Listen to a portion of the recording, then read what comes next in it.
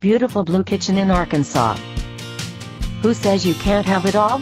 It is possible, at least in Deborah Roberts' Little Rock kitchen. Deborah dreamed of a high-functioning cook's kitchen. Getting dinner on the table every night for a family of 6 demands it. But she and husband Mike also entertain often, so Deborah yearned as well for a kitchen that looked good even as it was making her life more efficient. To get that perfect combination, Deborah found the perfect design partner, her sister, interior designer Kimberly Harper. A U-shaped layout with appliances and fixtures organized by function makes working in this Little Rock kitchen a dream for Deborah Roberts. Guests who congregate at the center island savor gorgeous design touches and a pretty palette.